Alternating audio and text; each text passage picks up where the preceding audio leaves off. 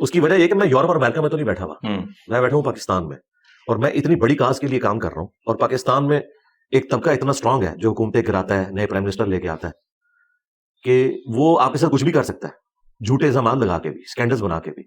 تو میں تو دین کی لیگیسی لے کے چل رہا ہوں، تو میں یہ افورڈ ہی نہیں کر سکتا کہ میں اپنے مشن سے ایک ہٹ کے اڑتا تیر جو ہے وہ بغل میں لے لوں اور ایک خام خواہ ایک نئی کنٹروورسیز کریٹ کرنا شروع کر دوں. میں ابھی کچھ نہیں کرتا تو اتنا کچھ ہو جاتا ہے، پھر اللہ کا شکر ہے میں چونکہ زندہ ہوں میں اسے ریبٹل کرتا ہوں، ہر ایک چیز پھر کچھ عرصے میں ایڈریس ہو جاتی ہے. الٹیمیٹلی جو ہمارا سٹانس ہے وہی ٹھیک نکلتا ہے، ہماری اوپر جو الزامات لگے ہوتے ہیں خود بخود وقت کے ساتھ ختم ہو جاتے ہیں. لیکن اگر میں نے یہ کام شروع کر دیا تو آپ یاد رکھیے گا کہ پاکستان میں جو اشرافیہ حکومتیں گراتا ہے اور لاتا ہے وہ کبھی بھی کسی شخص کو اس لیول پہ پاپولر نہیں ہونے دیتے کہ حکومت میں وہ کوئی دخل دے. خان صاحب جب امریکہ سے وہ تقریر کر کے واپس آئے تھے، جس طریقے سے خان صاحب کا استقبال ہوا تھا نا ایئرپورٹ پہ، تو میں اپنے بھائیوں سے کہہ رہا تھا خان صاحب کا آج سے ڈاؤن فال شروع ہو گیا، ان کے کان کھڑے ہو جائیں گے. وہ کبھی بھی نہیں پسند کرتے کہ کوئی بندہ اتنا پاپولر ہو جائے کہ کل کو ہمارے لیے مصیبت بن جائے. یہ اتنا بڑا اس نے اتفاق ہے کہ پاکستان کی ہسٹری کے سارے پرائم منسٹر ہی غلط ہیں، کسی کو بھی اب ٹائم پورا نہیں کرنا دیتے. اتنی حیران کن بات ہے. بالکل. تو اور دوسرا طبقہ ہمیشہ اپنے آپ کو ٹھیک سمجھتا ہے، 100% ایسا ہی ہو رہا ہے. یعنی آپ جتنی دفعہ وہ لوڈو کا پھینکتے ہیں دانا تو ہمارے پولیٹیکل لیڈرز کے کیس میں ہمیشہ صفر ہی آتا ہے اور آپ کا چھکا ہی لگتا ہے ہمیشہ. اس کا مطلب ہے کہ معاملہ کچھ خراب ہے. تو میں نہیں سمجھتا کہ میں اتنے متبرک کام میں ایک خام خواہ ایک ٹانگ اڑا لوں اس کام میں بھی اور اس کام سے بھی جاتا رہوں. ہاں یہ ضرور ہے کہ سچائی کے لیے کھڑے ہوں گے، اپنے بڑوں کو سمجھاتے رہیں گے جب کبھی بھی کوئی مسئلے آتے ہیں. اب یہ پی ٹی آئی کے لوگوں کا مسئلہ تھا، اور یہ پچھلے دنوں جو چھوٹے بچے سے ایکسیڈنٹ ہو گیا اس کی وجہ سے ہمارے جو چھوٹے بچوں کے اوپر ایف آئی آرز کٹ رہی تھی، میں نے اس کے اوپر آواز اٹھائی.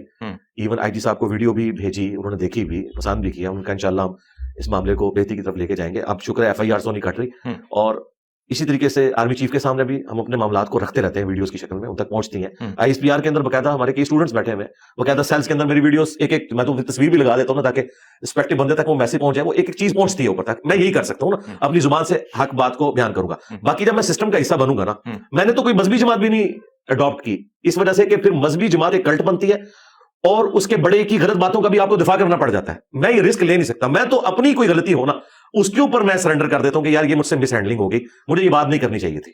تو اب مجھے کچھ بھائیوں نے ویڈیوز کے نیچے آ کے کامنٹس کیے کرسچنز نے کہ آپ ہمیں عیسائی کیوں کہتے ہیں، ہم تو عیسائی نہیں ہیں. تو وہ دن ہے، آج کا دن ہے. میں نے عیسائی ورڈ یوز نہیں کیا. ایک دو دفعہ سلپ آف ٹنگ ہوا تو میں نے فوراً اسی ویڈیو میں ایڈیٹنگ کروائی یا میں نے اسے ریپیٹ کیا کہ نہیں عیسائی نہیں کرسچن. کیونکہ میں نے جب ایک لوگ اپنی کمیونٹی کے لیے برائی کا لفظ یہ سمجھتے ہیں کہ انہیں عیسائی کہا جائے، وہ کہتے ہیں آپ عیسیٰ ابن مریم سے نہ ہمیں جوڑے، آپ کرائسٹ کا لفظ استعمال کریں. اس طریقے سے ہم بھی کہتے ہیں کہ مسلمانوں کو محمدن کا ورڈ جو ہے یہ گوروں نے دیا ہے. ہم مسلم ہیں، ٹھیک ہے، ہمیں مسلم کہلوانے پہ ہی فخر ہونا چاہیے. ہم کسی ایک شخصیت کے ساتھ اس دین کو نہیں جوڑنا چاہتے. ہم تو تمام پیغمبروں کا احترام کرتے ہیں الحمدللہ. تو اس طریقے سے جب کچھ چیزیں پتہ چلتی ہیں تو میں الحمدللہ رجوع کرتا ہوں. لیکن یہ جو پالیٹکس والا معاملہ ہے، توبہ توبہ، اللہ بچائے پاکستان کی پالیٹکس سے. دیکھ لیں آپ یہاں پہ کتنے شریف لوگ ہیں، ان کے اوپر کیا کیا الزامات لگتے ہیں. بندہ حیران ہو جاتا ہے کہ کیسے کیسے جھوٹے الزامات. آپ دیکھیں، آپ صحافیوں کی بات کر رہے ہیں جی، حامد میر صاحب کے اوپر جو کچھ صدیق جان صاحب بولتے رہے، پیچھے ہٹے ہیں آپ. انہوں نے کہا مجھے الفاظ کا چناؤ میں نے غلط کیا. منصور علی خان نے بڑی اچھی بات کی اپنے ایک ویلاگ کے اندر. انہوں نے کہا کہ آپ ہم سے اختلاف رکھیں لیکن ہمیں یہ کیوں کہتے ہیں کہ ہم نے لفافہ کسی سے لیا ہے؟ آپ کے پاس کیا ثبوت ہے؟ میری افیلیشن بھی تو ہو سکتی ہے. کیا میں یہ کہوں کہ صدیق جان یا عمران خان صاحب سے لفافے لیتا ہے تو ان کو برا نہیں لگے گا؟ وہ کہیں گے نہیں، ہم اپنی مرضی سے ان کی پالیٹکس کو سپورٹ کرتے ہیں. تو اس طرح کسی اور صحافی کے کیس میں بھی ہو سکتا ہے نا. آپ یہ کیوں کہتے ہیں کہ وہ زر خرید ہے؟ انہوں نے کہا میں اپنی پرانی ویڈیوز بھی ڈیلیٹ کر دوں گا، مجھے وہ الفاظ نہیں استعمال کرنے چاہیے تھے. اور یہ بلوچوں والے مسئلے میں میں نے حامد میر صاحب کو دیکھا، حالانکہ یہ حامد میر صاحب وہ ہیں جن کی وجہ سے پی ٹی آئی کی گالیاں مجھے خان صاحب کے پرائم منسٹر ہونے کے دور میں کھانی پڑی. آپ دیکھیں، اور یہ مقبول جان صاحب سے میری ملاقات ہوئی 2018-19 میں، وہ جیل میں آئے تھے. اس زمانے میں یعنی اپنے عروج کے اوپر تھے خان صاحب.